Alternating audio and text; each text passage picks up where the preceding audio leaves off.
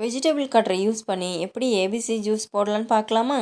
ABC juice போடுறதுக்கு மிகப்பெரிய வேலையை கேரட் பீட்ரூட் திருவுறதும் கட் பண்ணுறதும் தாங்க. கேரட் பீட்ரூட் துருவிட்டா ஏபிசி ஜூஸ் போடுறது ரொம்பவே ஈஸிங்க. அதுக்கு நான் இன்னைக்கு 2 கேரட் 1 பீட்ரூட் தோல் சீவி எடுத்திருக்கேன். இதை நம்ம வெஜிடபிள் கட்டரில் போட்டு நல்லா துருவி எடுத்துக்கலாம். துருவின கேரட் பீட்ரூட் ஜூஸரில் போட்டு நல்லா அரைச்சி ஃபில்டர் பண்ணி எடுத்துக்கலாம். கேரட் பீட்ரூட்டில் சுகர் கண்டென்ட் அதிகமாக இருக்கிறதுனால ஸ்டார்ச்சை ஃபில்டர் பண்ணி எடுத்துட்டு வெறும் ஜூஸாக எடுத்துக்கிறது ஹெல்த்துக்கு ரொம்பவே நல்லதுங்க. கேரட் பீட்ரூட்டை ஒரு ஜூஸரில் சேர்த்து நல்லா அரைச்சி ஃபில்டர் பண்ணி எடுத்துக்கலாம். கேரட் பீட்ரூட்டை ஸ்டார்ச் எடுத்துகிட்டு சேர்த்துக்கோங்க. ஆப்பிளை அப்படியே சேர்த்துக்கோங்க.